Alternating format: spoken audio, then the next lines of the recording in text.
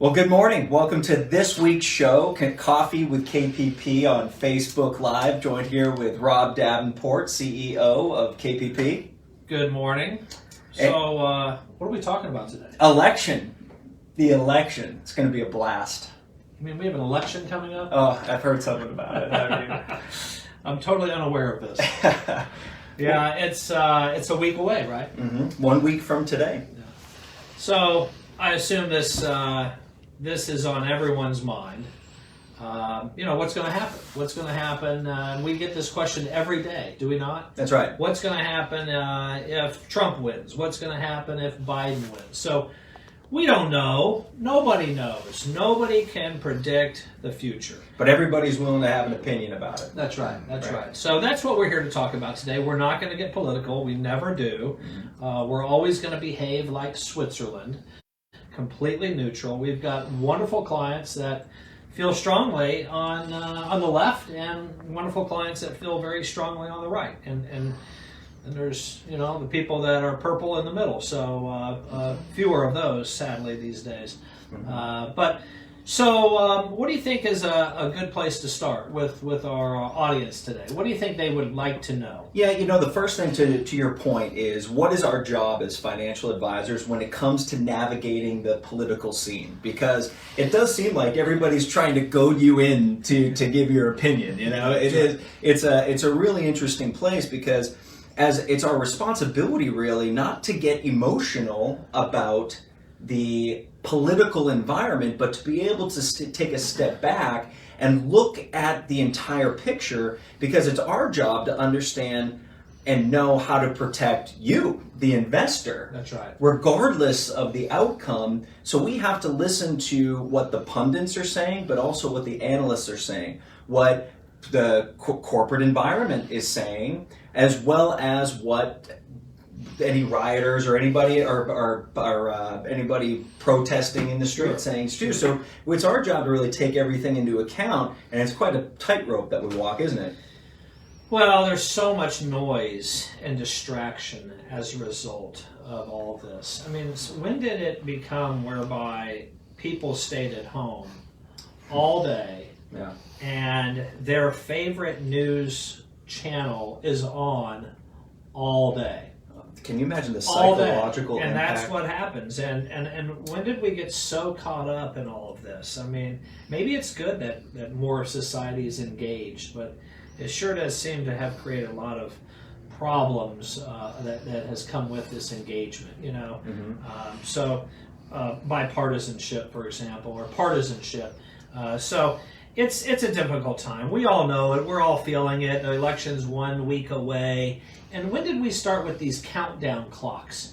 You know what I mean? 6 days, 23 hours, 14 minutes, and 19 seconds. You can't escape it. It's just crazy. You can't escape it, right? And to your point too, with COVID-19, the compounded effect of staying home, 24-hour access to information in the palm of your hand. So I think it's out. You and I are probably more interested in the psychological impact of it as much as the financial impact trumps it all. But you're right. It is. It's really just it is incredible time. And I guess this morning we just want to reiterate, and we believe this to be true, though we cannot see into the future. That's right. The world is not coming to an end in 7 days. The world is not coming to an end in 14 or 21 days when we might know the outcome of the election. I don't think we're going to wake up the next morning and know the outcome of the election. I mean, we have had 82 or 85 million people mail in their votes, which is huge. We're going to have a much larger turnout this election than ever before. But I still don't think all the states are going to have all these mail-in votes counted that evening. I think it's just going to be too much work. So I don't know how all of it works. I don't know if anyone knows how all of it works. But the reality is I think we all need to know that this isn't going to be over next Wednesday morning. And to your point, like you said before, there's so much noise. I'm reminded of Billy Joel's song "We Didn't Start the Fire." Yeah. Remember, he wrote it in 1988, I think, and it just lists world events that happened. We didn't start the fire. Yeah. It's always burning since the world's been turning, and it just seems like this is another case. So I think what we really do at Kentucky Planning Partners is, again, we look at the markets from an agnostic point of view in terms of the political side of it. That's right. We do want to understand, well, what happens if there's a Democratic sweep? The press, if you read articles, many articles say that the markets will react well to a Democratic sweep because there's more predictability involved in that outcome. Just yesterday, JP Morgan came out with a report saying the markets would run 14% if Trump won. So you can literally turn the page on a newspaper, swipe right on your phone, and you're going to get completely different points of view. So what we're going to do in the next 10 to 15 minutes is talk about what might happen. What might happen? What does it mean if the Democrats do sweep, if Biden wins and Democrats take the House and the Senate? Why would it be different if Trump does win and we're in a status quo type environment that we have now? So, well, the markets enjoy certainty. They very much dislike uncertainty. So when we find ourselves in uncertain times, we're going to find increased volatility. The market also is a forward indicator, so it's already been pricing in what the polls have been telling us these last few months, and that is a possible Biden victory. Mm-hmm. But last time I looked, the polls were wrong in 2016, so I think we need to all take into consideration that there is a tremendous amount of uncertainty. Mm-hmm. The market yesterday was down over 2%. That's right. I think that's due to uncertainty. Mm-hmm. And I think it's okay to feel nervous at this point if you have investments, and you're concerned. The easiest investments to downshift, to reduce risk within, are qualified IRA and 401k dollars, mm-hmm. because there's no taxation involved. That's right. So if you are nervous, and we're not here to suggest timing the market is a wise idea, or make individual recommendations. That's right. But if you are nervous, then the dollars to reallocate are your IRA dollars and your 401k dollars. And most 401ks, you can go in line and do that. Now, I don't recommend younger people, mm-hmm. Or people with many years ahead of them before retirement get defensive in their 401ks. Because we dollar cost average in these 401ks. We make deposits into these 401ks every time we get a paycheck, which is either 24 or 26 times a year. So I would highly recommend that you stay the course when it comes to 401k allocation. Now, and if you're 64 years old and you're planning on retiring in 2 or 3 years, and you've got some massive IRA dollars out there, mm-hmm. and you're not adding to those anymore, not substantially, it's not going to harm you to de-risk those a little bit, okay? I'm not saying that being tactical is always wise. That's right. But it's not going to harm you to de-risk a little bit. We did that here with many of our larger IRA clientele. Mm-hmm. And I think they've all been very happy with that move. That's right. But that was just a short-term tactical move. So nobody knows. It's okay to get a little defensive. Mm-hmm. We're not suggesting timing the market. And let's talk about why. Why we don't want to time the market. So there's a great piece here by our friends here at Franklin Templeton. I'm not sure if you'll be able to see it too well. If you would like to get a copy of this, you can reach out to us at KPP 394-0400 is our phone number. But this is a great piece. So I've actually seen iterations of this over the last 15 years. And what it effectively does is it goes back in time. And you go back into the 60s. And again, this is kind of like Billy Joel's "We Didn't Start the Fire" overlaid to the stock market, right? And that we've seen horrible events in American history. We had the oil shortage back in the Nixon administration. We had the Cuban Missile Crisis before that. More recently, we had the 9/11, September 11th attacks, the financial crisis, you name it. But throughout all that, we are going to see short-term blips in the market generally.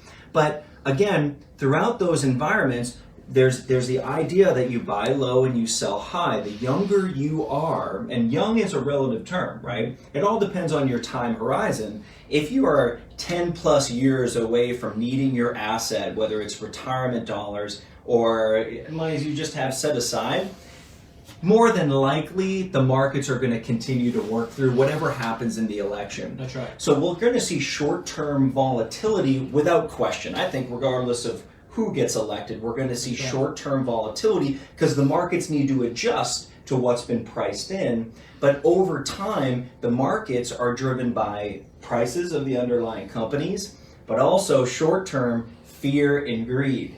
Fear and greed are going to drive that volatility, but ultimately, as long as companies continue to do well, the economy is on a long-term projection to do well, that state strategic long-term hold is going to work out. So we've been here before. Yeah, corporate earnings meeting or exceeding their expectations are normally what drive the market. There are outside events that can shift us from week to week or day to day, but largely markets are driven by earnings.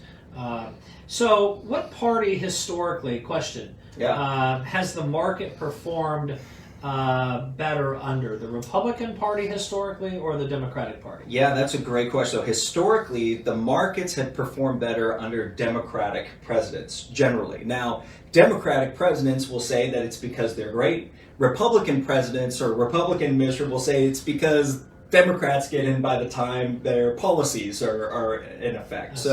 But historically, markets have done better under a Democratic. Mathematically, that's right. So, look, everyone's very fired up. Everyone's fired up. And let's hope. Did you see how I towed that line there? Did you like that? Did you? Sure. Hopefully you appreciate it. Everyone's fired up over this election. Someone's going to lose, and someone's going to win.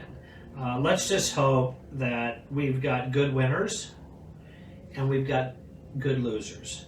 And I wish we didn't have to use the word loser. I wish everyone was a winner in this and that we could all get along, but apparently we're not that civilized just yet. Yeah. So don't panic, but it's okay if you're a few years away from retirement with large chunks of IRA money. It's okay to get a little defensive. Mm-hmm. In 401ks, I would say stay the course, especially if you've got time on your side. Okay? In non-qualified accounts, we've got a lot of clients that have large non-qualified. Non-qualified means non-IRA or 401k. That's money you've paid taxes on. That's right. Already, yeah. That's also a little more difficult because if you have a lot of gains in some non-qualified accounts, what are you going to realize capital gains to take a little risk off the table, which is fine. That's right. But you and your advisor better work closely together so that you understand what the tax implications are of de-risking non-qualified accounts. That's right. A 20% tax loss is worse than a 10% market loss. Exactly. Without question. The loss is a loss is a loss. Depending on how much you sell, of course. Correct. Yeah. At the end of the day, we'll get through this. Mm-hmm. Stick to your financial plan. Mm-hmm. I'm telling you, that's the best advice. Stick to your financial plan, revisit your financial plan, get a financial plan if you don't have one. That's right. And stay the course because this too shall pass. The world is not ending. I know the TV channels make us think that it is if one party wins or another party wins or whatever it is. But it's not. It's not. So, and another reason why we can be confident in that too is PIMCO came out with PIMCO senior leadership came out with a great talking point last week or 2 weeks ago. I think I want to quote her correctly, but one of their analysts is Libby Cantrell. She's brilliant. And what she made a great point about that, why is the world not going to come to an end? Again, I know how emotionally charged the election is, but she said when a party gets into office, you'll see evolutionary changes to the laws, not revolutionary changes. Correct. So we know, based on the Biden-Harris ticket, that if they get in, they're going to want to increase corporate taxes. Individual taxes will go up as well. But fortunately, the American political system is so complex that things can't happen overnight in a revolutionary way. There's going to have to be negotiations. There's going to have to be give and take on both sides. So every single election, there have been vast promises made by candidates. But once those bills and proposals go through the House and the Senate, they become watered down. So again, we see evolutionary and incremental changes. So that's another thing, the sensationalism and the fear that's being put out there. You can be confident in the complexity of the system. People often fight about the House and the Senate not getting their act together, but the reality of it is that oftentimes that really helps the sustainability and the predictability of the system, particularly the economic system as a whole, so that you don't have those sharp movements and things aren't going to change too dramatically. Businesses know the environment in which they're going to be operating. Yeah, if you're agnostic and you don't care who wins, you just want a divided government. Precisely. Because the markets prefer a divided government over, all red, all blue sweep. So, like we had mentioned earlier, don't get caught up. I know it's difficult. It's easy for us to say and just relay this, but don't get overly caught up in this election. Please don't let it ruin your life. Please don't let it absorb every minute of your waking hour from now until next Tuesday or Wednesday. There are better things that you can do with your life. I'm sure there's loved ones that you could be with. There's just better things to do, better ways to spend your time. But it's not the end of the world. And our team is here to help you. We're here to help you make good decisions. We're here to help you take some emotion out of the investing mechanics. Because usually emotions are what screw up retail investors, pardon my French. That's right. But just stay the course, be smart. It's okay to reallocate, IRA dollars if you want. I'm not suggesting that we time the market, but if you got a $2 million IRA and you're really nervous about another 30% pullback, not to say that's going to happen, but we're talking substantial losses when you have large chunks of money in full 100% equity accounts. Pumping the brakes. That's why you have to have diversification. It's why you have to have balance, and it's why you have to have a financial plan. Because if your financial plan says you only need to achieve 4.2% per year to accomplish your goals, as an example here, why are we stretching and reaching for 18% returns with 100% equity portfolios? That's right. If you don't have to. So it's like me taking the white flag around a race and I've got a 20-second lead on the second place car. I'm not going to go 10/10ths around the last lap. By the way, this never happens. Right.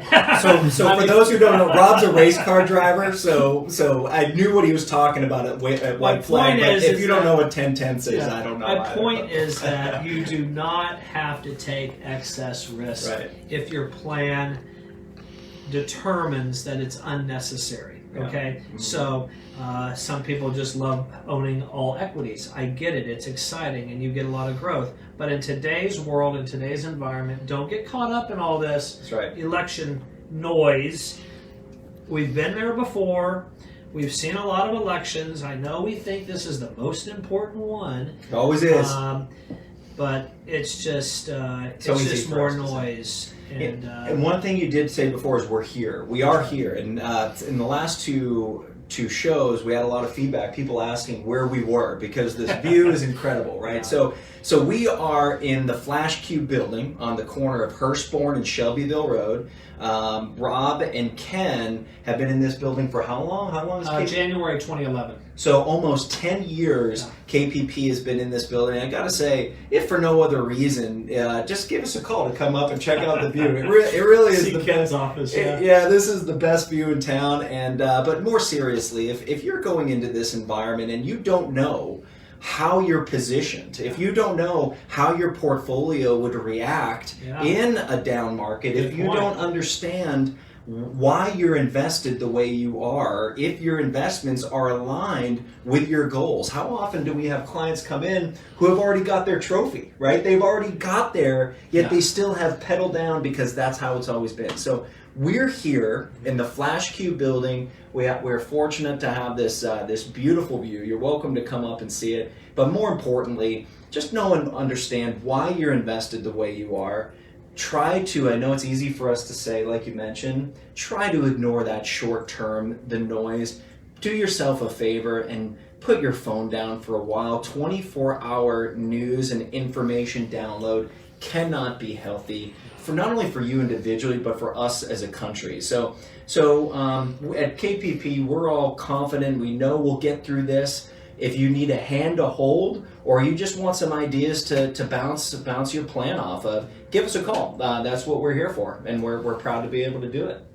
Well, we are, and you mentioned something important. If you do not know how much risk your current accounts currently have, and what that might have looked like back in the 08-09 financial crisis, we have technology and software that can take your current accounts exactly as they sit today and look at what they would have done back in 08-09. Stress test. So we can stress test them. So it's important because I think a lot of people just don't know how much risk they have. And I'm not here to say that due to this election we're going to have a stock market correction.